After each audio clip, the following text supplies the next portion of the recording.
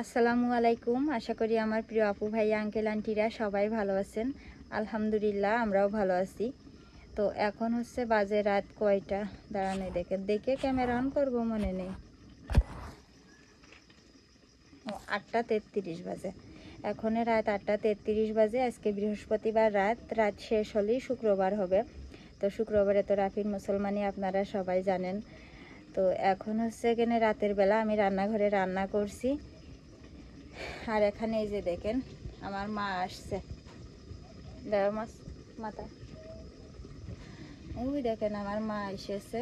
তো মা হচ্ছে মুরগি পরিষ্কার করছে, বাজার করে নিয়ে আসি বিকালবেলা। তো সে বাজার মানে মুরগি নিয়ে আসি আর কি। তো সেই মুরগি মা বসে বসে পরিষ্কার করছে আর আমি রান্না করছি। তো ভিডিও আছে গ্যালারিতে, কিন্তু এডিট করার সময় পাইনি। সারাদিন কাজ করছি, মানুষের দাওয়াত দিয়ে বেড়াচ্ছি। আর এই বিকালবেলা গেছি বাজার করতে, সন্ধ্যার সময় ফিরে আসছি। এখনে মনে করেন রান্না করছি, এসে বাজার গুছাই টুসাইয়ে রান্না করছি।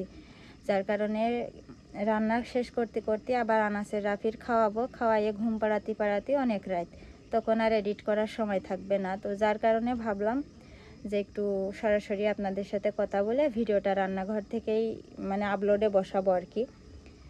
তো সবাই আমার রাফির জন্য দোয়া করবেন। কালকে রাফির মুসলমানি দুপুরবেলা আর কি হাজাম আসবে জোহরের নামাজের পরে। তো সবাই দোয়া করবেন। আর কি বলবো, তো ইনশাল্লাহ ভিডিও করে রেখে দেব আপনাদের সাথে। তো অবশ্যই শেয়ার করব আমার রাফির মুসলমানির দিন কি কি রান্না করলাম বা কি কি করলাম, কি হইলো।